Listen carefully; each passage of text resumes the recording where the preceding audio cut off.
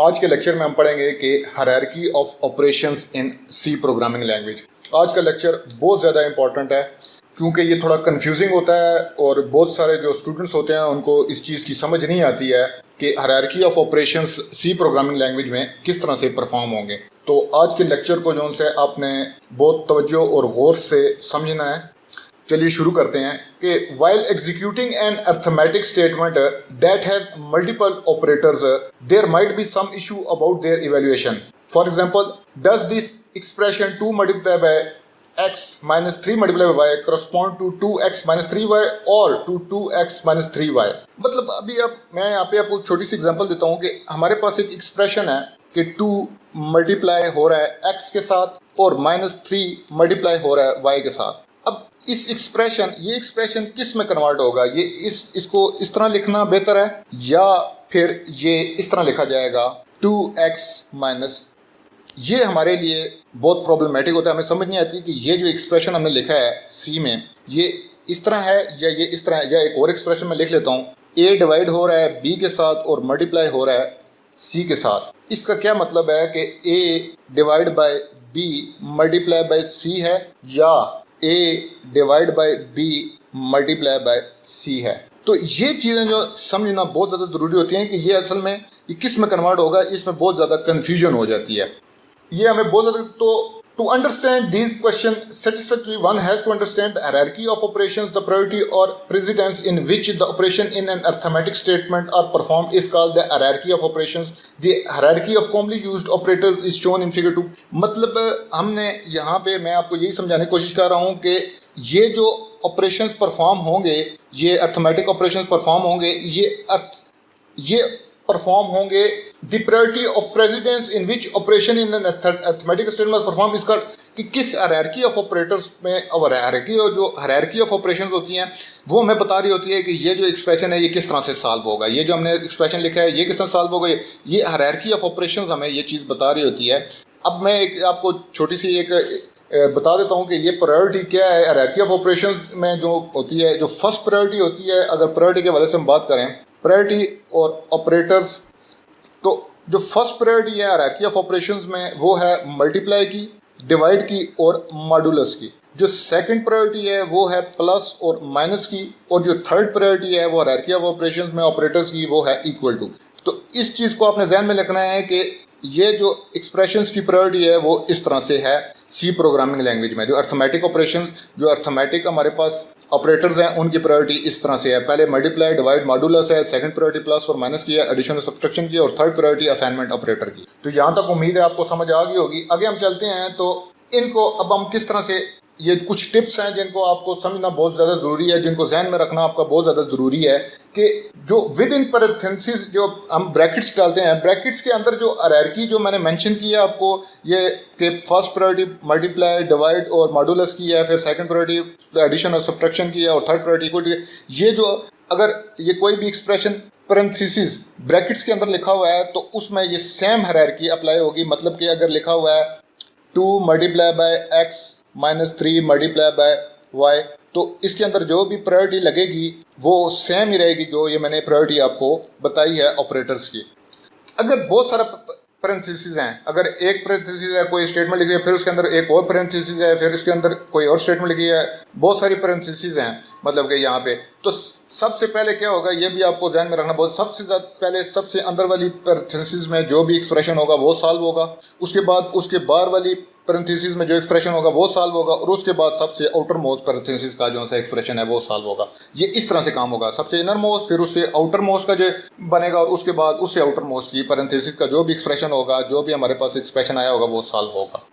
अच्छा, एक इंपॉर्टेंट चीज़ मैं आपको बता दूं, जब भी आप सी में प्रोग्राम लिखने लगें तो आप जब भी कोई पैरेंथेसिस आपने यूज़ करनी है तो यहाँ पे ये बहुत ज़्यादा यूज़फुल चीज़ रहती है कि आप पैरेंथेसिस को पहले ओपन और क्लोज कर लें। ये नहीं कि आप पहले ओपन करें, उसमें एक्सप्रेशन लिखें, फिर क्लोज करें, क्योंकि इसमें इशू ये बन जाता है जब बहुत ज़्यादा पैरेंथेसिस यूज़ हो रही होती हैं तो आपको ये समझ नहीं आती है कि कौन सी पैरेंथेसिस किस जगह पे ओपन हो रही है और किस जगह पे क्लोज हो रही है।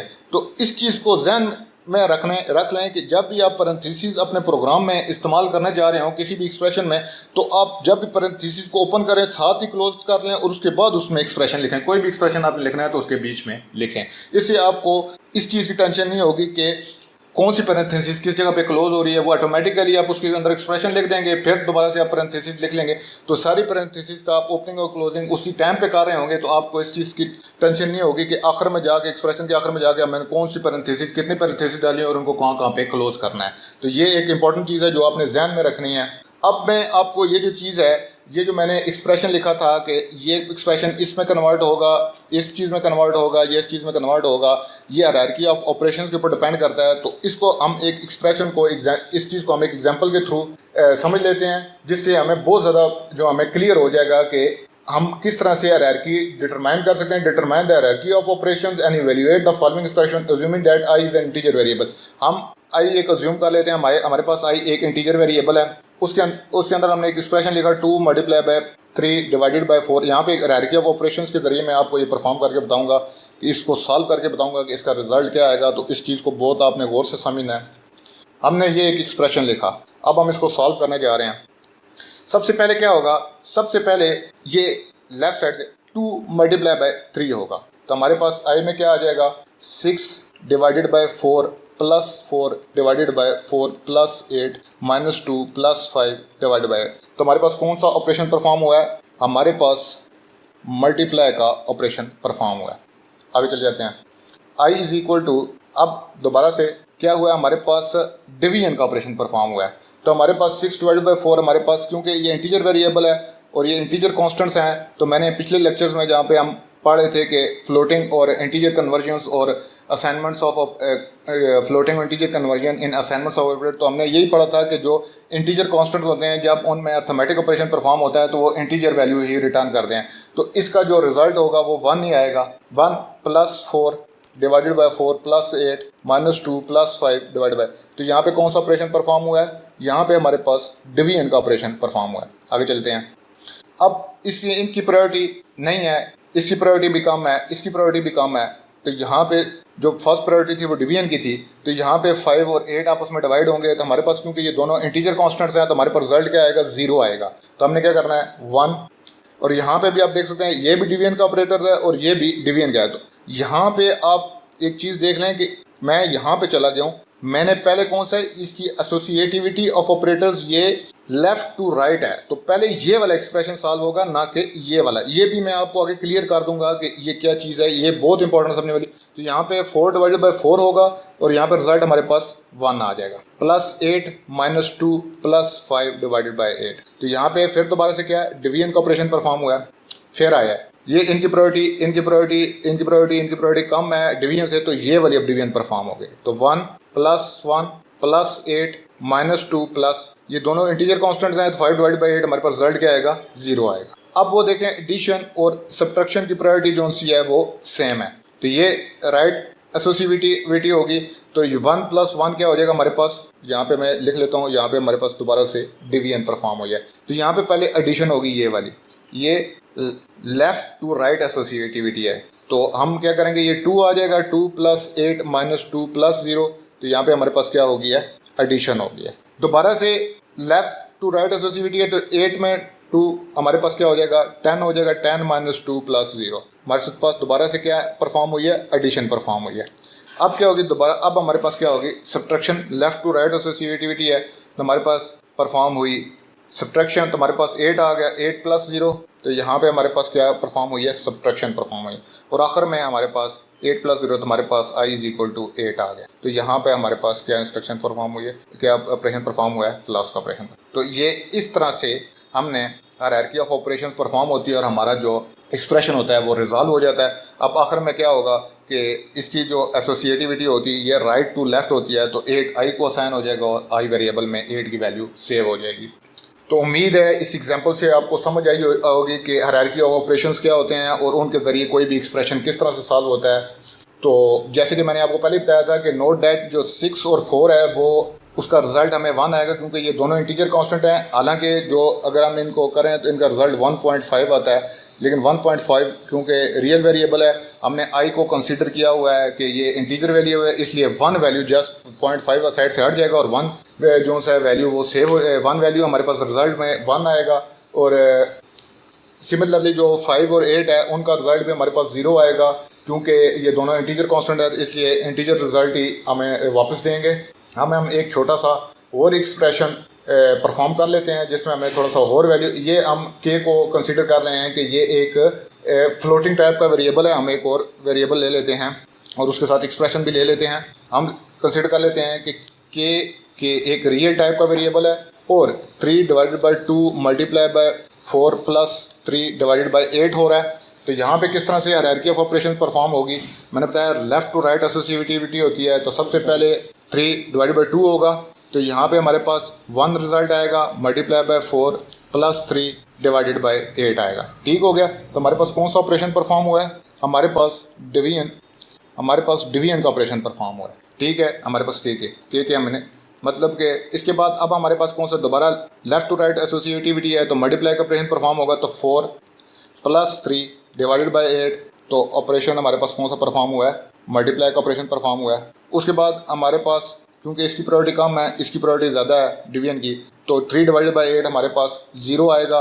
तो क्योंकि दोनों इंटीजर कांस्टेंट है तो इंटीजर वैल्यू रिटर्न करेंगे। तो अब हमारे पास कौन सा डिवीजन का ऑपरेशन परफॉर्म हुआ है। और आखिर में हमारे पास के में 4 है, क्योंकि एडिशन का सब ऑपरेशन परफॉर्म हुआ है यहाँ पे हमारे पास, और हमारे पास जो रिज़ल्ट है वो 4 आ गया। और 4.0 के में सेव होगा, क्योंकि के को हमने कंसीडर किया हुआ है कि ये रियल टाइप का वेरिएबल है। तो इसमें के में क्या चला जाएगा, 4.0 सेव हो जाएगा। ठीक हो गया। So all operations in C are ranked according to their precedence and mind you that there are as many as 45 odd operators in C में तकरीबन 45 ऑड ऑपरेटर्स हैं। ठीक है, और उनकी जो रैंक किया गया है उनकी प्रेसिडेंस की बेसिस पर उनको रैंक किया गया है। And these can affect the evaluation of expression in subtle and unexpected ways if we are not careful. Unfortunately, there is no simple rule that one can follow, such as BODMAS that tells a algebra student in which order does an expression evaluate. तो मतलब मैं आपको ये समझाने की कोशिश कर रहा हूँ कि यहाँ पे सिंपल आप BODMAS रूल नहीं लगा सकते जो हमारे अलजेब्रा के स्टूडेंट्स यूज़ करते हैं, bracket, open, divide, multiply, addition, subtraction. ये सिंपल इस तरह सिंपल नहीं है। यहाँ पे प्रेसिडेंस की बेसिस पर जो है ना, जो ऑपरेटर की प्रेसिडेंस होगी उसके बेसिस पर जो है ऑपरेशन परफॉर्म होगा। ये सिंपली इस तरह बोर्ड मैथ्स की तरह यहाँ पे एक्सप्रेशन सॉल्व नहीं होते हैं। तो इस चीज़ को आपने ध्यान में रखना है कि हम सिर्फ इसमें ज़्यादातर एक्सप्रेशन से हम डील नहीं करेंगे। हमारे पास ज़्यादातर plus minus multiply divide modulus use हो जाएगा, तो हमको सारे जो 45 के 45 ऑड ऑपरेटर्स हैं उनको डिस्कस करने की ज़रूरत नहीं है।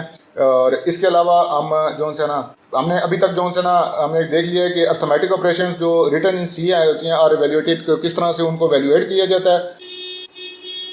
तो अब हमारा नॉलेज तब तक इनकम्प्लीट होगा कि जब तक हम ये नहीं देख लेंगे कि हम जो जनरल अलजेब्रिक एक्सप्रेशन होता है उसको हम सी स्टेटमेंट में किस तरह से कन्वर्ट करते हैं। हमारे पास जो जनरल अलजेब्रिक एक्सप्रेशन होते हैं, C can handle any complex algebraic expression with ease. Some examples of algebraic expression and their evaluation.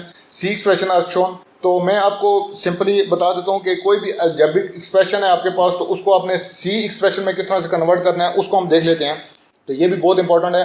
C किसी भी algebraic expression को बआसानी जो है वो C expression में कन्वर्ट कर लेती है। फॉर एग्जांपल मैं हम कुछ एग्जाम्पल देख लेते हैं। हमारे पास algebraic expression इस तरह हम लिख लेते हैं, algebraic expression,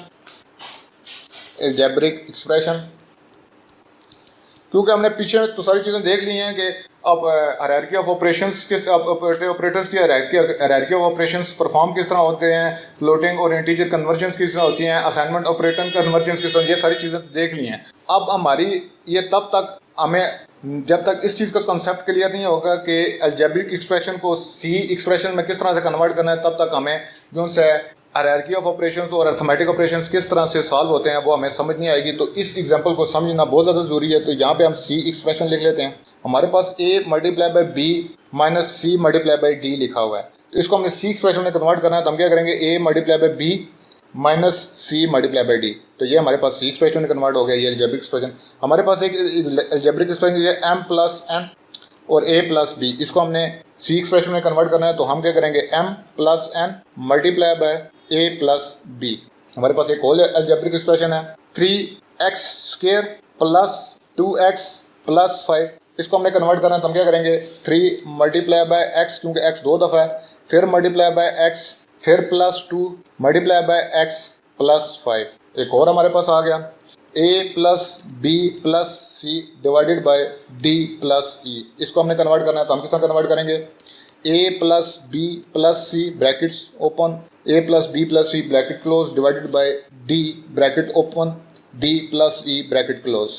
एक और एक्सप्रेशन थोड़ा सा कॉम्प्लेक्स देख लेते हैं हम। हमारे पास ब्रैकेट है, हमारे पास लिखा हुआ है 2by, नीचे लिखा हुआ है d plus 1 minus x 3z plus y। अब इसको हमने कन्वर्ट करना है तो हम किस तरह करेंगे 2 multiply by b multiply bye y, ठीक हो गया। इसके बाद डिवीजन परफॉर्म की, डिवीजन में हमने ब्रैकेट ओपन की d प्लस 1 लिखा, ब्रैकेट क्लोज की, माइनस x डिवाइडेड बाय 3 किया और मल्टीप्लाई कर दिया हमने और ब्रैकेट ओपन करके z plus y bracket close कर दी। तो ये एक्सप्रेशन हमारे पास इस तरह से जो है एक्सप्रेशंस जो अलजेब्रिक एक्सप्रेशन होते हैं वो सी एक्सप्रेशंस में कन्वर्ट करते हैं। तो अब हम एसोसिएटिविटी ऑफ ऑपरेटर्स को देख लेते हैं। एसोसिएटिविटी ऑफ ऑपरेटर्स क्या है, मैं आगे जब मैं पिछला ये एक्सप्रेशन सॉल्व कर रहा था तो मैं बात कर रहा था कि इसकी जो एसोसिएटिविटी है इस एक्सप्रेशन की वो लेफ्ट टू राइट एसोसिएटिविटी है, जबकि जब मैं असाइनमेंट ऑपरेटर की बात कर रहा था तो मैं कह रहा था इसकी एसोसिएटिविटी राइट टू लेफ्ट है। तो इस चीज़ को समझना बहुत ज़्यादा ज़रूरी है कि ये मैं क्या बात कर रहा था और क्यों बात कर रहा था ये वाली। तो हमने क्या देख लेते हैं associativity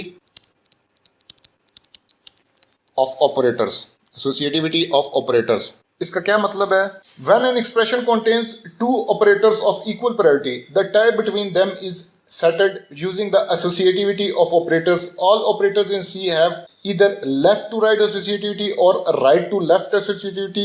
Let us understand with the help of few examples. तो मैं असल में क्या आपको बताना चाह रहा हूँ कि सपोज कर लें हमारे पास एक एक्सप्रेशन है, मैंने आपको बताया हुआ है कि जो मल्टीप्लाई है, डिवाइड है और जो मॉडुलस है इसकी प्रायोरिटी सेम है, प्लस और माइनस की प्रायोरिटी सेम है लेकिन इनसे कम है। फर्स्ट प्रायोरिटी इनकी है, सेकंड प्रायोरिटी इनकी है और थर्ड प्रायोरिटी जो है वो असाइनमेंट ऑपरेटर की है। तो अगर हमारे पास एक एक्सप्रेशन इस तरह का आ जाता है कि a is equal to b multiply by c divided by d, तो यहाँ पे इन दोनों की प्रायोरिटी तो सेम हो गई है, इनकी प्रायोरिटी सेम हो गई है। तो इस एक्सप्रेशन में यहाँ पे तो मसला बन जाएगा कि यार ये तो कौन सा पहले सॉल्व होगा। तो इसी चीज़ को क्या कहते हैं, इस चीज़ को सॉल्व करने के लिए एसोसिएटिविटी ऑफ ऑपरेटर्स यूज़ होती है कि इसको या associativity of operators left to right होती है या राइट टू लेफ्ट होती है। इसको अब हम किसी एक्सप्रेशंस की एग्जांपल से समझ लेते हैं कि ये हमारे पास कंसीडर कर लें एक एक्सप्रेशन है a is equal to 3 divided by 2 multiply by 5। Here आप देख रहे हैं यहाँ पे हमारे पास टाई हो गया डिवाइड और मल्टीप्लाई के दरमियान में, क्योंकि दोनों की प्रायोरिटी क्या है, सेम है। अब हम इसको किस तरह से सॉल्व करेंगे, this tie is settled using the associativity of divide and multiply, both enjoy left to right associativity, therefore firstly divide operation is done followed by multiply. तो इनकी एसोसिएटिविटी क्या होती है, जो मल्टीप्लाई और डिवाइड है इनकी एसोसिएटिविटी क्या है, मल्टीप्लाई और डिवाइड की इनकी लेफ्ट टू राइट एसोसिएटिविटी है।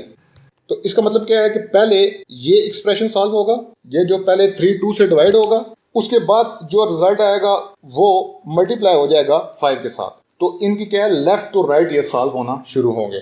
इसी तरह अब हम देख लेते हैं कि अगर सपोज आपके पास लिखा है a is equal to b is equal to 3, तो जो इक्वल टू ऑपरेटर है इसकी राइट टू लेफ्ट एसोसिएटिविटी है।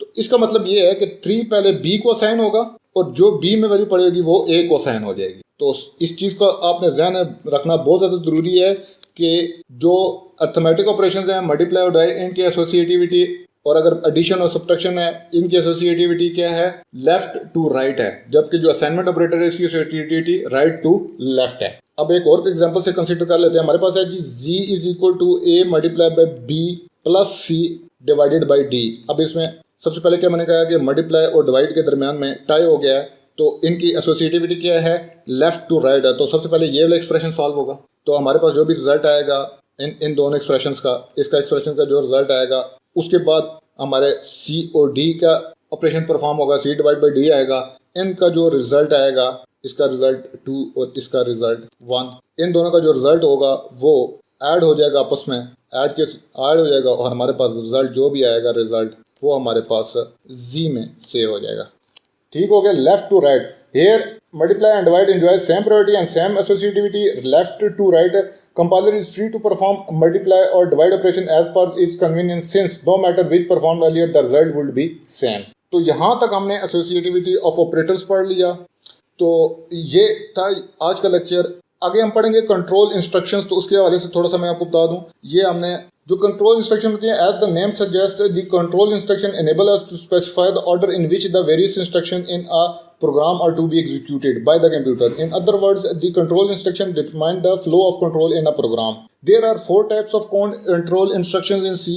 तो जो कंट्रोल इंस्ट्रक्शंस हैं C में वो 4 किस्म की हैं। और कंट्रोल इंस्ट्रक्शन से हमें जैसे नाम से ही जाहिर हो रहा है कि ये फ्लो, जो हमारा प्रोग्राम जिस फ्लो में जा रहा होता है उसको कंट्रोल करती हैं कि ये स्टेटमेंट पहले परफॉर्म होगी या ये स्टेटमेंट बाद परफॉर्म होगी। वो ये कंट्रोल इंस्ट्रक्शंस हमारा जो है ये कंट्रोल कर रही होती हैं। इसी जैसे नाम से ही पता लग रहा है कि कंट्रोल इंस्ट्रक्शंस। तो सी में 4 किस्म की कंट्रोल इंस्ट्रक्शंस हैं। वो कौन कौन सी हैं इनको हम आगे जब फर्दर लेक्चर्स आएंगे उसमें हम इनको डिस्कस करेंगे। 4 किस्म के हमारे पास हैं कंट्रोल इंस्ट्रक्शंस। सबसे पहले हमारे पास हैं सीक्वेंस कंट्रोल इंस्ट्रक्शंस।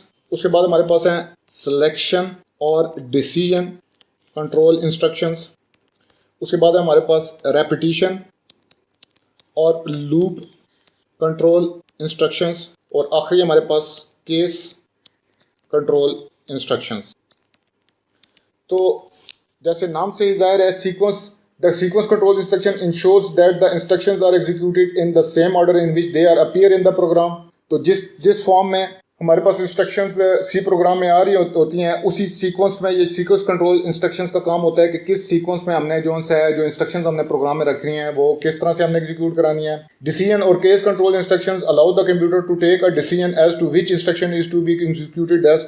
तो सिलेक्शन और डिसीजन कंट्रोल इंस्ट्रक्शन से कंप्यूटर को ये बताती है कि तुमने उसको डिसीजन लेने में मदद करती है कि कौन सी इंस्ट्रक्शन तुमने अब नेक्स्ट परफॉर्म करनी है। डिसीजन लेने में कंप्यूटर की हेल्प करती हैं। तो ये काम किनका होता है, सिलेक्शन और डिसीजन। इनको हम डिटेल में पढ़ेंगे सब इंस्ट्रक्शंस को। इस तरह रेपिटिशन और लूप कंट्रोल इंस्ट्रक्शंस कि ये करती हैं कि ये हेल्प करती हैं कंप्यूटर की to execute a group of statements repeatedly, कि तुमने ये जो ग्रुप ऑफ इंस्ट्रक्शंस हैं इनको कितनी दफ़ा परफॉर्म करना है रिपीटेडली, बार बार इन इंस्ट्रक्शंस को कितनी दफ़ा।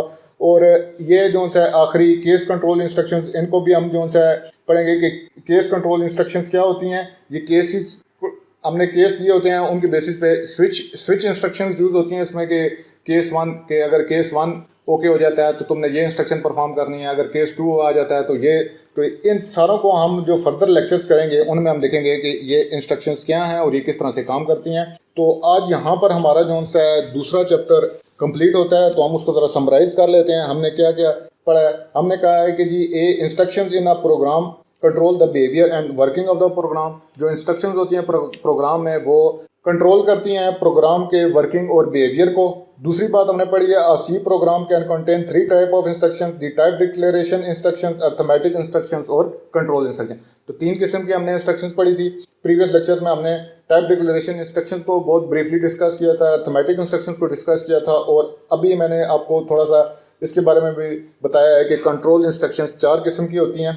सीक्वेंस कंट्रोल इंस्ट्रक्शंस, सिलेक्शन और डिसीजन कंट्रोल इंस्ट्रक्शंस, रेपिटिशन और लूप कंट्रोल इंस्ट्रक्शंस और केस कंट्रोल इंस्ट्रक्शंस। आगे हमने जो तीसरी बात पढ़ी थी वो थी एन एक्सप्रेशन में contain any sequence of constants, variables और ऑपरेटर्स। कोई भी जो एक्सप्रेशन लिखा होता है उसमें किसी भी नंबर ऑफ वेरिएबल्स, कितने भी वेरिएबल्स हो सकते हैं, मतलब कि a is equal to a multiply by b multiply by c plus d plus e minus, मतलब कितने भी इसमें ऑपरेटर्स यूज़ हो सकते हैं, वेरिएबल्स यूज़ हो सकते हैं और कितने नंबर, जितने नंबर ऑफ ऑपरेटर्स आप यूज़ कर लो, वेरिएबल्स यूज़ कर लो, कांस्टेंट यूज़ कर लो, कोई मसला नहीं। मतलब कि यहाँ पे हम 3.2 जो मर्जी लिख लें, मतलब एक्सप्रेशंस कितने भी लंबे हो सकते हैं और उनमें सब चीज़ें यूज़ हो सकती हैं जो हमने पढ़ी हैं।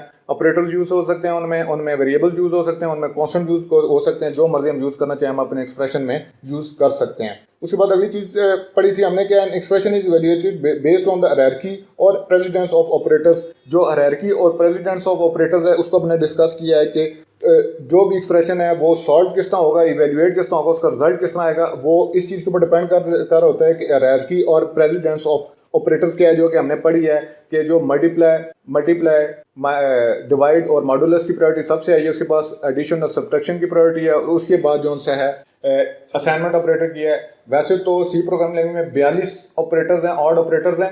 हमने सारों को डिस्कस नहीं करना है। इसमें ये सिंपल रूल, इस चीज़ को आप ध्यान में रखिएगा कि जिस तरह के अलजेब्रा के स्टूडेंट्स का जो बॉर्ड मैथ रूल होता है, ब्रैकेट, ओपन, डिवाइड, मल्टीप्लाई, ये एडिशन, सब्ट्रैक्शन, ये इस तरह से नहीं परफॉर्म होता है। इसमें एक्सप्रेशन की प्रायोरिटी और प्रेसिडेंस पे डिपेंड करता है कि ये किस तरह से एक्सप्रेशंस परफॉर्म होंगे, इवेल्युएट किस तरह से एक्सप्रेशन होगा। तो इस वो ध्यान में नहीं रखना है कि आपने यहाँ पे भी ब्रॉड मैथ रूल लगा के जो सा आप किसी भी एक्सप्रेशन को इवेल्युएट कर लेंगे। यहाँ पे प्रायोरिटी और प्रेसिडेंस पे, ऑपरेटर्स की प्रायोरिटी और प्रेसिडेंस पे डिपेंड कर रहा होता है कि एक्सप्रेशन किस तरह से इवेल्युएट होगा। तो इस चीज़ को आपने बहुत ध्यान में रखना है। ऑपरेटर्स हैव इक्वल प्रेसिडेंस और evaluated using associativity of operators. ये भी अभी हमने लास्ट टाइम डिस्कस किया है कि हमने कहा है कि जो अगर इक्वल प्रायोरिटी के ऑपरेटर्स आ जाते हैं, जिस तरह मल्टीप्लाई और डिवाइड है, तो एक इनका जो एक्सप्रेशन होगा वो किस तरह से इवेल्युएट होगा, वो ऑपरेटर्स होते हैं उनकी एसोसिएटिविटी ऑफ ऑपरेटर्स के बेसिस पे वो रिजॉल्व होगा। जिस तरह अभी हमने पढ़ा था कि मल्टीप्लाई, डिवाइड और एडिशन और सब्ट्रैक्शन की जो एसोसिएटिविटी ऑफ ऑपरेटर्स है वो क्या है, वो लेफ्ट टू राइट है, जबकि जो असाइनमेंट ऑपरेटर है उसकी एसोसिएटिविटी राइट टू लेफ्ट है। तो हमने ये डिस्कस कर लिया। जो आखिरी पॉइंट है, आखिरी पॉइंट हम डिस्कस कर लेते हैं कि हमने कहा है कि जो एसोसिएटिविटी ऑफ ऑपरेटर्स है वो लेफ्ट टू राइट है या राइट टू लेफ्ट है। तो ये हमने इस चैप्टर को समराइज कर लिया है कि हमने इस चैप्टर में क्या क्या चीज़ें पढ़ी थी। इंशाल्लाह अगले लेक्चरों में हम जो है इस चैप्टर की जो एक्सरसाइजेज हैं उनको सॉल्व करने की कोशिश करेंगे। और तब तक के लिए जो है अल्लाह हाफिज़।